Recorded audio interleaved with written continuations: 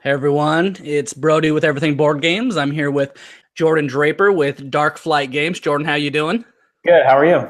Good. Congratulations. You just got your Tokyo series funded. Is that right?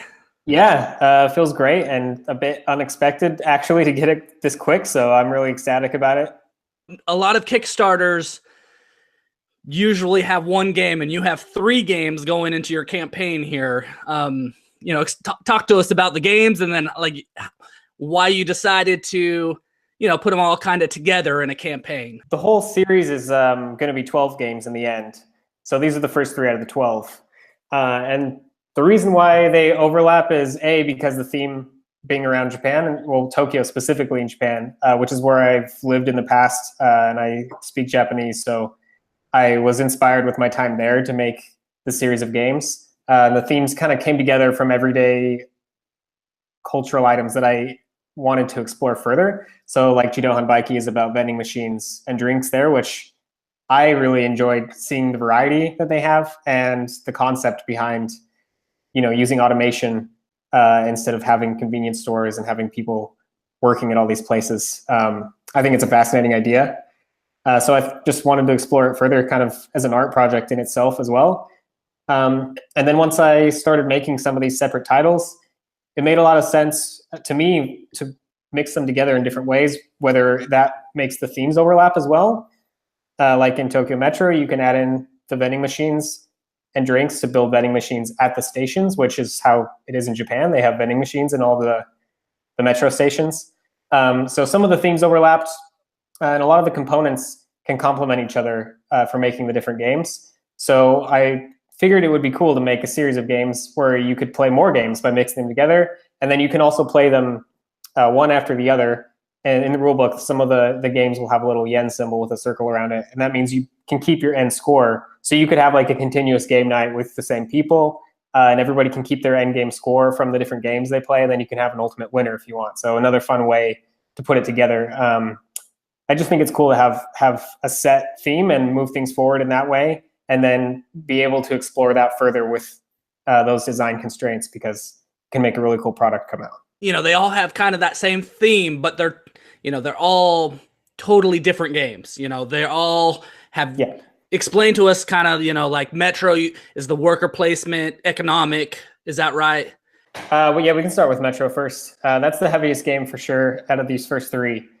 So it's worker placement based, but that's only to get you further into the actions. And then it starts to become more of like an economic train game, in the sense that you have stocks and you're investing in different train lines, and you kind of have an open map, which is the actual Metro map. You have this open map to explore around and build stations at, which you can actually learn about where lines connect. So if you go to Tokyo, you'll know where certain lines actually go. But when you're out moving around on the board, you're building stations to get income as the trains come by. So you actually have a person on a map, and you're like interacting within this map. But in order to do anything there, you have to use the worker placement system. So it's kind of two separate elements that wouldn't necessarily be used together normally, that come together in a different way. And then on top of that, like nobody owns train lines specifically, so you can have like stock splitting multiple directions, and players can have a lot of overlap in companies, and also like on specific routes. Maybe they'll both own a station on the same route, so you're kind of teaming up in a way, but you're also not wanting to team up too much. So you're trying to figure out how to cut profits from other players and invest at the right times. You can also like take out loans. You can get a bicycle and ride around faster on the map, and do some fun stuff like that. So yeah, that's a really heavy economic game that takes up to 2 hours, sometimes even a little longer depending on player count. And then the next one that I'll talk about is Tokyo Jutaku. So I got the box here. This is a remake of the first the first game Jutaku, which is the same game, but what was the scaling? I think it's like 32% smaller. So this one's definitely blown up, and the pieces are going to be real wood instead of an MDF, which is still wood, but it's not quite as nice as a solid chunk. So this game is basically about building small homes in Tokyo. So you're going to have some pretty interestingly shaped pieces, and they'll fit together in different ways. But because they're so strangely shaped,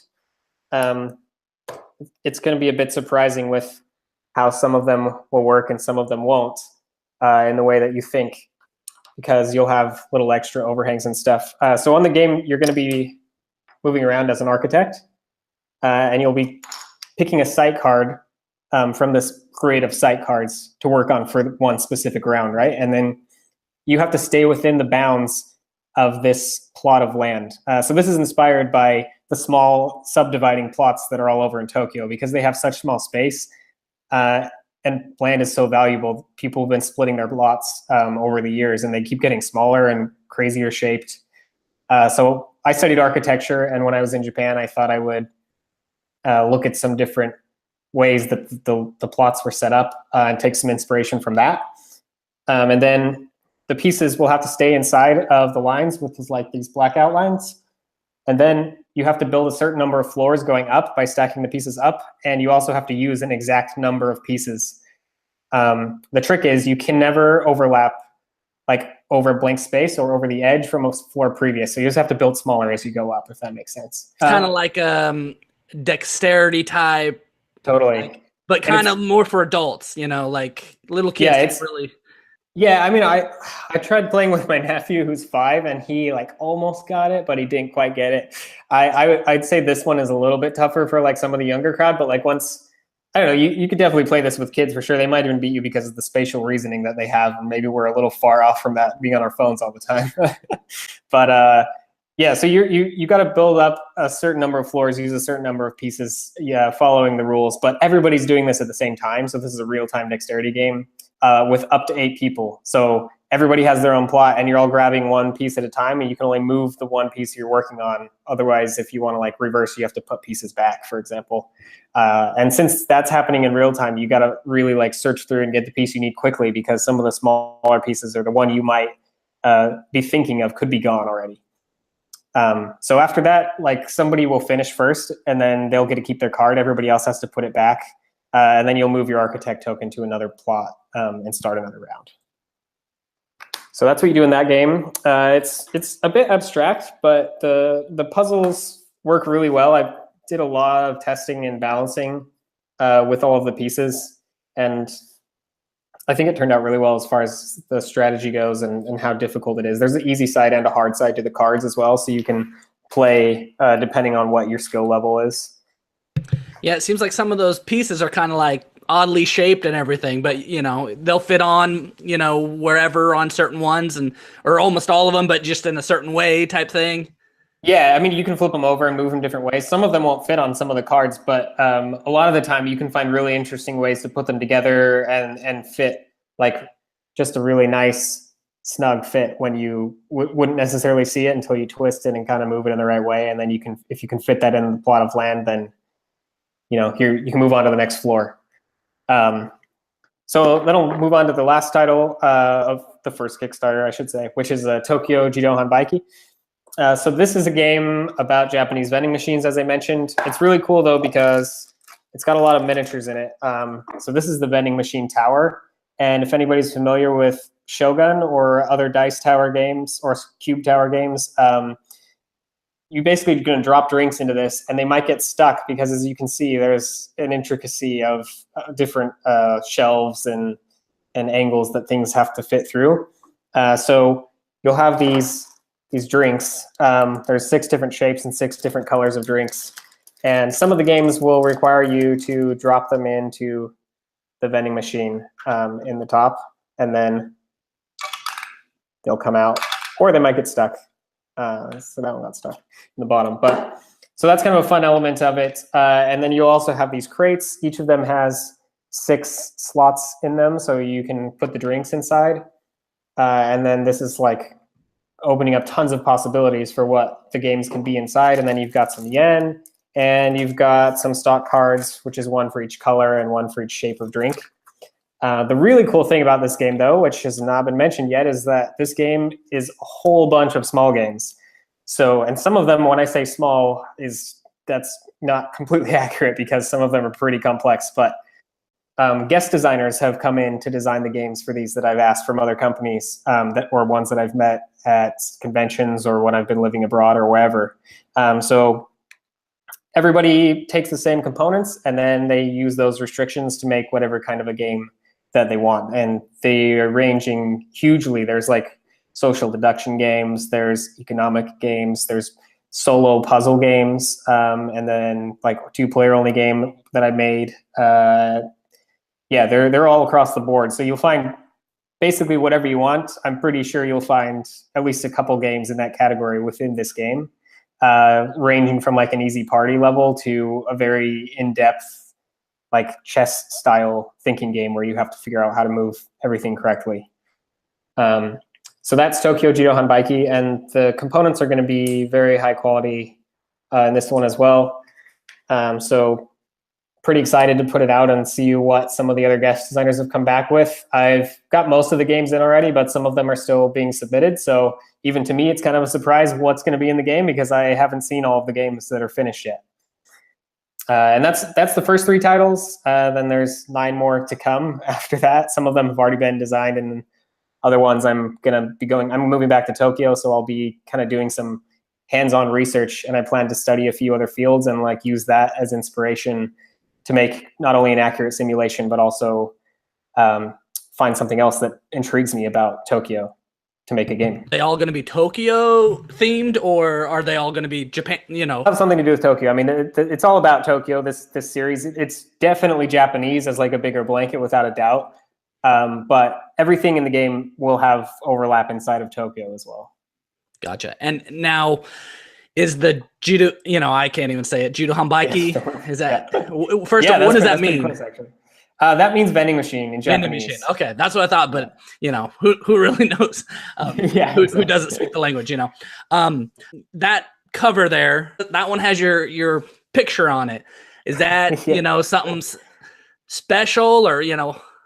Yeah, it is. I mean, I would never normally put my face on a game box. I mean, Friedman Freese has got away with it quite a few times, but I put it on there because I really love drinks and vending machines. Like, it's pretty, I can't say it enough how much I enjoy them for some reason.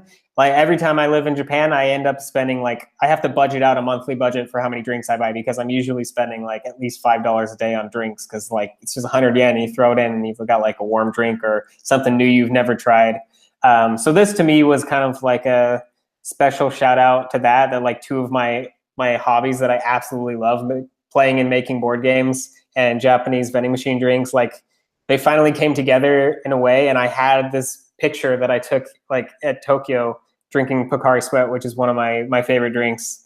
And I don't know, I couldn't help but put it on there. I figured when I'm an old man at like 80 or whatever, I'll want to look back and be like, yeah, all right, that was a pretty crazy time in my life to make this weird creation. So I know the art is, you know, kind of within the gameplay. Is that yours, or is that someone else's, or?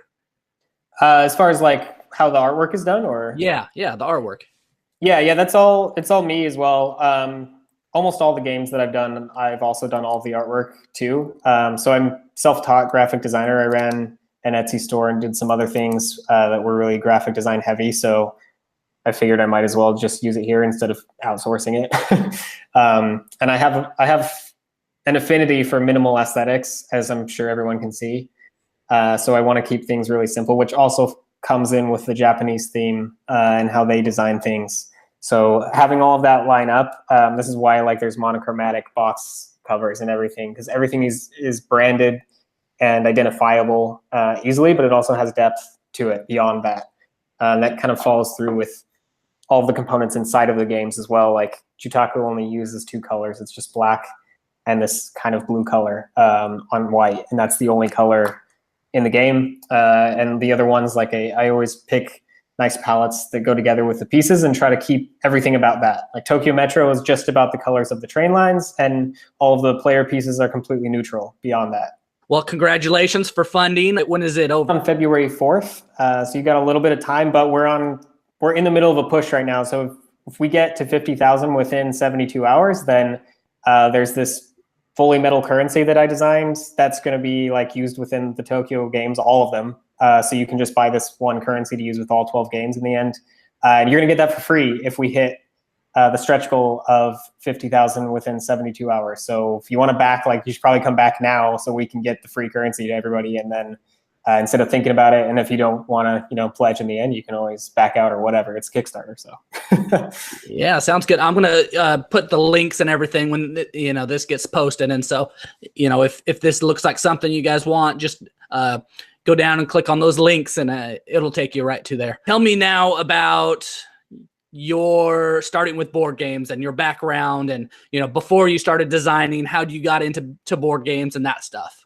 I mean, I played games as a kid. I think everybody played games as a kid, which were pretty typical games. I didn't actually get heavy into the hobby until around 2007, 2008. And I had a mutual friend who I think he had like 500 plus copies or different games in his collection at the time. So it was kind of a shot in the dark for me, where every week something new would hit the table that I had never heard of before. That really started like opening the scopes of what I realized could be in games, and showing me how the mechanics worked and what was available, and how worker placement was, and Euro style games versus dexterity games versus anything else. And some of those mechanisms I would think a lot about before I was designing games, and kind of coming up with some ideas in the back of my mind, but I never followed through with anything until 2015. And then me and my business partner, Nick Halper, we designed Poison Bottles together, which was our first release. And after that, I kind of explored things in different directions and realized that I like economic games the most. So almost every game that I make has some level of economics inside of it, or some kind of currency for a win condition. So exploring that a little bit further, I wanted to take my art side of things, because I consider myself a fine artist as well. Like I said, I studied architecture and graphic design and everything. So I figured I might as well explore creativity in that direction, and then mix that together with the clean aesthetics and unique game mechanics. So when all of those come full circle, then usually I'll get inspired by something very specific and mix everything together into a game and keep balancing it until it's there. Usually it just hits me as like a strike of lightning. Like I've got this idea, and then I just push it out within 24 hours and develop it from there. But the core comes out very quickly. Most of the time anyway. Tokyo Metro, it started as a different game using the same map. It was like a pickup drop-off game. And then it turned into this really heavy train economic game, which was a fine progression. But yeah, the initial spark usually just comes from a theme that I've either lived in or been inspired by.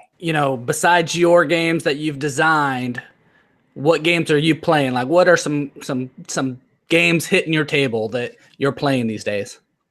Sure. I just revisited Modern Art again, because I actually have the box here. The Oink version I got at Essen, which I love Oink games, by the way, but play their games all the time. So that game has been one of my favorites from the beginning, because it's literally just auctions the whole way through. It's probably one of the coolest systems, and there's a reason why it's so popular, right? So I love that game. We just played a few games last night. We played Perfect Hotel, which is another Japanese game by Yugame Studios. And that game is very simple, but incredibly deep, I think. You've got like cards, and you're trying to build up a hotel using these number cards. And there's a certain order that if you start building floors, then you have to keep going with new numbers. You can never revisit floors you've done before with numbers. So anyway, some interesting thoughts going on with that one. That's Perfect Hotel. That's a really fun game. Then we played the Pyramids Deadline, another Oink game, last night. Usually I'll play heavier games back in the States. Since I'm moving around right now, like I'm in Oslo, I've been playing some lighter games because I literally can't fit the heavier ones in my suitcase. But Peak Oil was pretty fun. Played that one recently. I loved all of the mechanics in it. I was liked and also hated the fact that you could block people from the worker placement spots. But I thought that was a really great game and beautiful, like super aesthetically beautiful game. Let me think what else I've been playing. I haven't played any like super heavy antiquity style stuff for a little while, but usually we'll every other week we'll bust out like a 5-hour plus game and get deep into it. Dark Flight Games, explain kind of that logo and how Dark Flight came. So the logo was originally inspired for me by the idea. I mean, this is what it means to me personally, and I don't think anybody would necessarily get this if I didn't explain it, but It's like the idea of living inside of a creative space and sort of taking a dark flight, in the sense that it's dark as in everything else in the world kind of disappears, and you are just freely focused on being creative and like going on your own adventure in whatever you're trying to do in your mind. So that's like taking a dark flight, you could say, in a way. I mean, it's a little, anyway, yeah, that's kind of the premise of it. And then I was really into zoology for a little bit. I don't know, I was in London and found this bat skeleton, so I drew it, and that's what became the logo. Was from drawing that when I was there, and it kind of fit together with the whole theme. And my business partner Nick also agreed that it was in line with what we wanted to do, and kind of it was very, very minimal and simple, which we wanted, but it's got a cool aesthetic to it as well, and focuses in on that idea of like enjoying life and creativity versus being too serious about stuff. Gotcha. All right. Now, I know you're focused on these 3 games in the Kickstarter right now. Are any of your others going to be coming out this year, or is that not till next year? Or? Yeah, we've actually got some other titles coming out this year, which are in their small box games. So like we've got 3 different standardized size boxes, which Import Export was the last release. That's like the big size box, which is how big Metro is. It's basically 2 of these together. So this would be the regular size box. Then we've got these medium size boxes, which is Jutaku and Jido Hanbaiki.